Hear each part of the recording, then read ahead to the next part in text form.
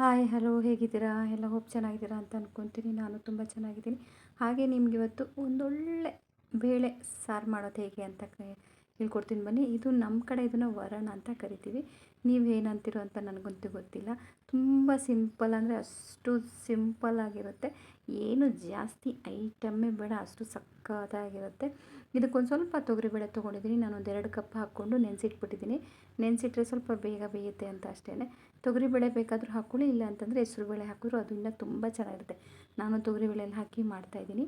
ಇವಾಗ ಒಂದು ಕುಕ್ಕರ್ ಇಟ್ಕೊಂಡ್ಬಿಡ್ತಾಯಿದ್ದೀನಿ. ಕುಕ್ಕರಲ್ಲಿ ನಾನು ತೊಳೆದಿರೋ ಬೇಳೆಗೆ ಒಳ್ಳೆ ನೀರು ಹಾಕಿದ್ದೀನಿ ಅದಕ್ಕೆ ಆ ನೀರು ಕೂಡ ಸೇರಿಸ್ಬಿಟ್ಟು ನಮ್ಗೆ ನೀರು ಎಷ್ಟು ಬೇಕೋ ಅಷ್ಟು ಹಾಕ್ಕೊಂಬಿಡೋಣ. ಹಾಕ್ಕೊಂಡು ಅದಕ್ಕೆ ಸ್ವಲ್ಪ ಟೊಮೊಟೊ ನಾನು ಸ್ವಲ್ಪ ಅರಿಶಿನ ಇಟ್ಕೊಂಡಿದ್ದೀನಿ. ಟೊಮೊಟೊ 2 ಟೊಮೊಟೊ ಇಟ್ಕೊಂಡಿದ್ದೀನಿ, ಫಾರಮ್ ಟೊಮೊಟೊ. ನಿಮ್ಮ ಹತ್ರ ನಾಟಿ ಟೊಮೊಟೊ ಇದ್ದರೆ ಅದು ಇನ್ನೂ ತುಂಬ ಚೆನ್ನಾಗಿರುತ್ತೆ.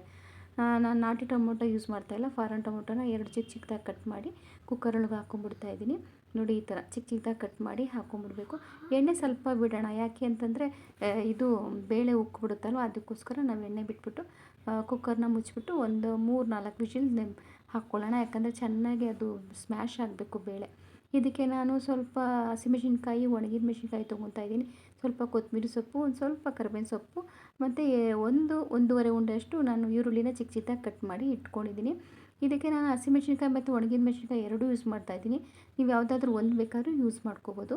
ಆಮೇಲೆ ನಾನು ಲಿಂಬೆಹಣ್ಣು ಯೂಸ್ ಮಾಡ್ತಾಯಿದ್ದೀನಿ. ನಾನು ಲಿಂಬೆಹಣ್ಣು ಯಾಕೆ ಯೂಸ್ ಮಾಡ್ತಾಯಿದ್ದೀನಿ ಅಂದರೆ ಹುಣಸೆಹಣ್ಣು ಇದಕ್ಕೆ ನಾನು ಯೂಸ್ ಮಾಡ್ತಾಯಿಲ್ಲ, ಅದಕ್ಕೋಸ್ಕರ ಲಿಂಬೆಹಣ್ಣು ತೊಗೊಂಡಿದ್ದೀನಿ. ಅರ್ಧ ಲಿಂಬೆಹಣ್ಣು ಸಾಕು, ಜಾಸ್ತಿ ಹುಳಿ ಆಗೋದು ಬೇಡ. ನೋಡಿ, ಕುಕ್ಕರ್ ಆಫ್ ಮಾಡಿದೆ. ಈ ಥರ ಸ್ಮ್ಯಾಶ್ ಆಗಿ ಚೆನ್ನಾಗಿ ಬೇಳೆ ಬೆಂದಿದೆ. ಈ ಥರ ಬೇಯಬೇಕು ಬೇಳೆ, ಸಕ್ಕತ್ತಾಗಿರುತ್ತೆ. ಇವಾಗ ನಾನೊಂದು ಗ್ಯಾಸ್ ಮೇಲೆ ಬಾಣಲಿ ಇಟ್ಕೊಂಡ್ಬಿಟ್ಟಿದ್ದೀನಿ. ಇದು ಸ್ವಲ್ಪ ಬಿಸಿಯಾಗಿದ ತಕ್ಷಣ ಎಣ್ಣೆ ಹಾಕಿದ್ದೀನಿ. ಎಣ್ಣೆ ಹಾಕಿದ್ಮೇಲೆ ನಾನು ಈರುಳ್ಳಿ ಕಟ್ ಮಾಡಿ ಇಟ್ಕೊಂಡಿದ್ದೆನಲ್ಲ, ಆ ಈರುಳ್ಳಿ ಹಾಕ್ಕೊಂಬಿಡೋಣ.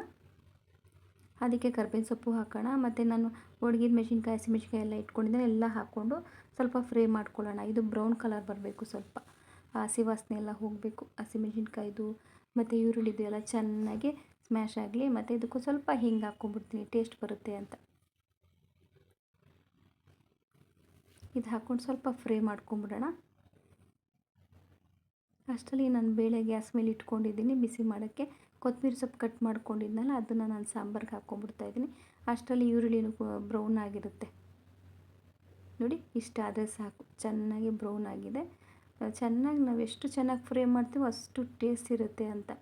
ಇವಾಗ ಇದನ್ನು ನಾವು ಆ ಸಾಂಬಾರಿಗೆ ಹಾಕ್ಕೊಂಬಿಡೋಣ. ಉಪ್ಪು ಹಾಕಿರಲಿಲ್ಲ, ಉಪ್ಪು ನಾನು ಸಡನ್ನಾಗಿ ಇದರಲ್ಲಿ ಹಾಕ್ತಾಯಿದ್ದೀನಿ, ಪ್ಲಾಸ್ಟಿಕ್ ಡಬ್ಬದಲ್ಲಿ. ಸ್ವಲ್ಪ ಉಪ್ಪು ಹಾಕ್ಕೊಂಡಿದ್ದೀನಿ. ನಿಮ್ಗೆ ಉಪ್ಪು ರುಚಿಗೆ ಎಷ್ಟು ಬೇಕೋ ಅಷ್ಟು ನೋಡ್ಕೊಂಡು ಹಾಕ್ಕೊಳ್ಳಿ.